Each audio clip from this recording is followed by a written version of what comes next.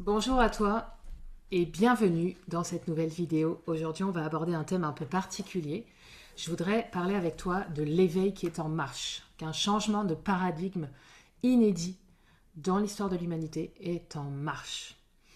Alors déjà, j'ai une question pour toi pour démarrer cette vidéo. Est-ce que tu as l'impression ces derniers temps que quelque chose a changé? Pas seulement autour de toi, mais en toi, dans les conversations que tu as, dans ce que tu ressens profondément quand tu regardes, quand tu observes le monde. J'ai l'impression que ce qu'on traverse en ce moment, c'est pas une crise comme les autres, contrairement à ce qu'on nous dit. C'est pas un simple soubresaut de l'histoire, un cycle économique de plus ou une nouvelle vague d'anxiété collective. Non. Ce qui est en train de se passer, c'est quelque chose de beaucoup plus grand et plus profond et d'une portée que l'histoire du monde n'a pas encore connue à cette échelle, à mon avis. Aujourd'hui, je veux qu'on parle ensemble parce que cette transition, elle nous concerne tous, donc elle te concerne toi aussi directement dans ta vie, dans ton corps et dans tes relations.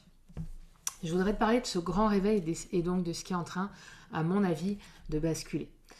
Regarde bien, pendant des décennies et même voilà, des siècles même, je dirais, on a fonctionné sur un modèle précis, celui de l'obéissance consentie. Ok. On nous donnait une vérité officielle, validée, labellisée par les bonnes institutions, les bons experts, les bons médias, et nous, collectivement, on la recevait sans trop la questionner. On faisait ça pas parce qu'on était naïf ni stupide, mais parce qu'on était conditionné dès l'enfance à faire face aux autorités extérieures, en fait, à faire confiance plutôt aux autorités extérieures qu'à notre propre discernement intérieur. Et après, quelque chose a commencé à craquer et les gens ont commencé à se poser des questions simples d'abord. Pourquoi? Est-ce que c'est vraiment comme ça? À qui est-ce que ça profite tout ça? Et puis des questions de plus en plus fondamentales et de plus en plus existentielles. Et ils ont arrêté d'accepter les réponses toutes faites. Ce que j'observe moi dans ma pratique, dans mon travail, dans mon activité, comme dans les échanges que j'ai avec les personnes du monde entier, de toutes les cultures, c'est que quelque chose de massif est en train de se produire. Les gens ne gobent plus n'importe quoi. Pas seulement les adultes, aussi les enfants. C'est ça le truc de dingue. J'entends de plus en plus de mamans me dire que leurs enfants, des enfants de 4, 8 ans, 10 ans, posent des questions que leurs grands-parents n'ont même jamais osé formuler. Ok. Ces enfants-là, ils arrivent dans un monde, dans le monde en fait, avec une lucidité, une acuité, une sensibilité émotionnelle qui sont très très différentes de ce que les générations précédentes en fait ont connu. Ces enfants-là, ils sentent qu'il y a quelque chose qui sonne pas complètement juste. Ils le sentent, ils ont cette intuition. Ils refusent cette forme d'injonction aveugle. Ils ont comme une boussole intérieure en fait qui semble beaucoup plus active, beaucoup plus calibrée okay, que la nôtre ou que celle des générations d'avant. Et c'est pas du tout que ces enfants ils sont ingérables, c'est qu'ils sont juste éveillés. Ils sont éveillés. Et du coup, je voudrais t'emmener à la deuxième partie de cette vidéo, c'est le changement de paradigme. Ce changement de paradigme dont je te parle, qu'est-ce que ça veut dire? Et je vais m'arrêter un instant sur ce mot paradigme, d'accord?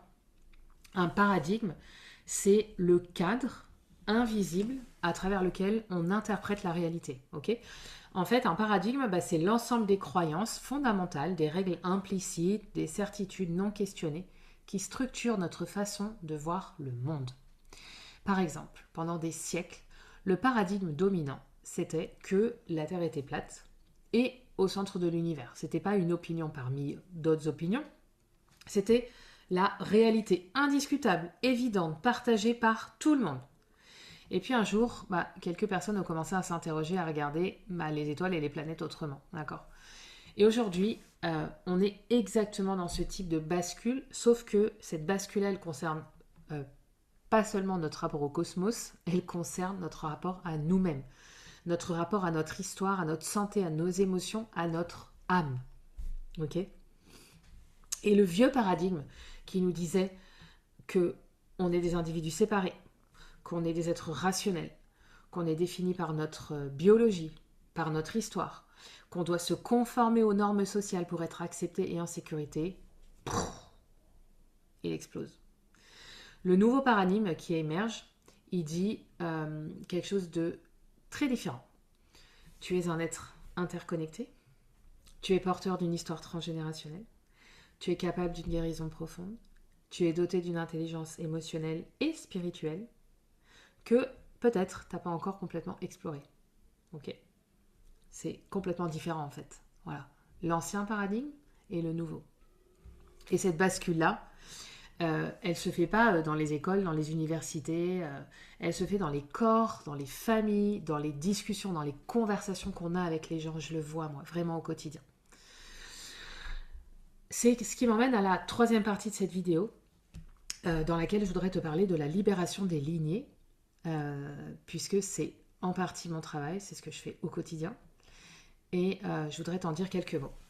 Il y a quelque chose dans ce qu'on vit qui me touche profondément et que je veux vraiment prendre le temps de nommer parce que je crois que c'est l'une des dimensions les plus extraordinaires qui est en train de se passer dans cette transition-là dont je te parle. Ok ? On est en train de libérer des lignées entières. Les travaux en épigénétique, c'est-à-dire l'épigénétique, c'est la science qui étudie comment nos expériences modifient l'expression de nos gènes et peuvent se transmettre aux générations suivantes. Donc les travaux en épigénétique, ils sont formels sur un point. Nous portons dans nos cellules les traces des traumatismes de nos ancêtres, de notre lignée, d'accord ?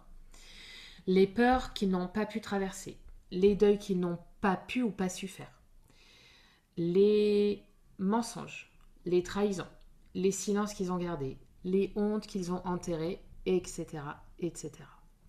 Du coup, pendant des générations, qu'est-ce qui s'est passé ? Ces empreintes, elles se sont transmises silencieusement, comme un héritage invisible que personne ne choisissait, mais que tout le monde portait malgré soi, en fait. On appelait ça le caractère familial, la malédiction de la famille, ou simplement on n'en parlait pas du tout. Comme ça, c'était réglé. Mais aujourd'hui, il se passe quelque chose de complètement nouveau. Des hommes et des femmes, partout dans le monde, commencent à faire ce travail que leurs parents et grands-parents n'ont pas pu ou pas su faire. C'est pas parce qu'ils ne le voulaient pas, nos parents et nos grands-parents. C'est parce qu'ils n'en avaient ni les outils, ni la permission implicite, inconsciente, ni même l'ouverture de conscience, le langage, etc. Okay. Et je crois que quand on guérit, quand quelqu'un guérit un traumatisme profond, mais vraiment le guérir, le traverser, le digérer, le libérer dans le corps, forcément il y a quelque chose qui se passe et qui dépasse sa propre vie. Ce mouvement-là, en fait, il remonte dans le temps, il redescend dans les générations d'après. Et c'est ce que je fais dans mon travail, je libère les lignées, donc avant. Du coup, ça libère la personne et du coup, ça libère les descendants, ceux qui viennent après. Ok ? Donc, on casse des engrammes énergétiques, des programmations, des programmes. Ok ? Je le vois vraiment dans mon travail encore et ça prend vraiment beaucoup de place et d'ampleur. Une personne qui se libère d'une honte, par exemple, ancestrale, constate que sa fille agit ou son fils agit différemment. Un homme qui pleure enfin la mort de son père, que lui-même n'avait jamais pu pleurer, voit ses cauchemars s'arrêter, ses angoisses s'arrêter ou ceux de ses enfants. Okay. Et là, on en est à la première génération à faire ça, à cette échelle, avec une telle conscience et de tels outils que je pense littéralement que c'est vraiment pas fini et que c'est surtout inédit dans l'histoire du monde, d'accord ? Du coup, tout ça m'emmène à la partie 4 de cette vidéo. Et la partie 4, c'est la suivante. Pourquoi maintenant ? Qu'est-ce qui rend ce moment-là unique ? Okay. Alors, tu pourrais me dire, ok, Hélène, les crises, les remises en question, les transitions, il y en a eu à toutes les époques. Qu'est-ce qui rend celle-ci si particulière ? C'est une question très juste et je vais te partager ce que je crois, ça n'engage que moi, c'est très subjectif, c'est ma vision des choses, d'accord ? Premièrement, l'accès à l'information et à la conscience a atteint une masse critique pour la première fois dans l'histoire.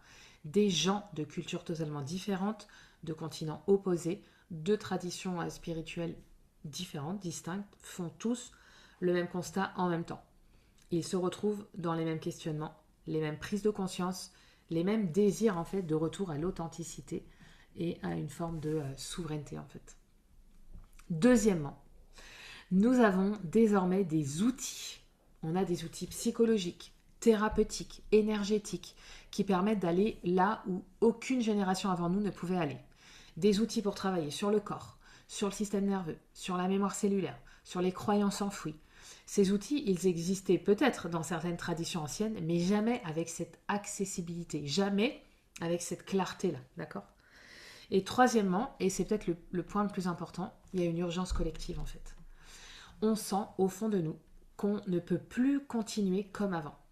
On sent que le monde qu'on laisse à nos enfants, il ne peut plus être construit sur les mêmes fondations en fait que celui dans lequel nous on a grandi. On sent que quelque chose doit changer et que ce changement, il commence par nous.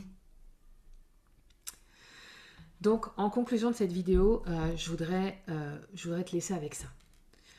Je crois que nous vivons une transition qui est à la fois difficile, parce que toute transformation profonde est difficile, en quelque sorte, et en même temps extraordinairement belle, parce qu'elle touche à ce qu'il y a de plus essentiel en nous.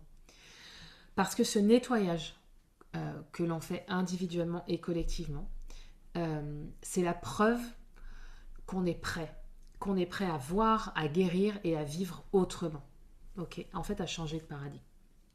Et à chaque fois qu'une personne sort du silence, qu'elle traverse sa douleur, au lieu de la fuir, qu'elle dit non à ce qui ne lui appartient pas, qu'elle se choisit enfin, quelque chose change dans le champ collectif. Vraiment. Quelque chose se libère pour elle, bien sûr, et pour bien d'autres personnes. Et je sais que tu fais partie de cet éveil-là, et que le fait même que tu regardes cette vidéo, c'en est la preuve. Donc si ce que tu viens d'entendre a résonné en toi, si tu te sens prêt ou prête à aller plus loin, et à plus simplement comprendre intellectuellement, mais traverser ce qui t'attend vraiment, alors je t'invite à faire un premier pas. Tu peux prendre un rendez-vous découverte offert avec moi, une visio-diagnostic. C'est un appel de 30 minutes sans engagement pour qu'on parle de toi, de là où tu en es, de ce qui est possible pour toi maintenant. Le lien, je vais le mettre dans la description de cette vidéo. Et puis, si cette vidéo t'a touché, tu peux la partager. Pas pour moi, mais pour toutes les femmes dans ton entourage qui peut-être, ou les hommes, les personnes, qui peut-être attendent juste de se sentir moins seules dans ce qu'elles traversent. Voilà. Je te remercie pour ton attention. Tu peux liker cette vidéo, ça soutient beaucoup ma chaîne et c'est très important. Voilà, je te dis à très bientôt. Et puis d'ici là, prends soin de toi. Ciao, ciao.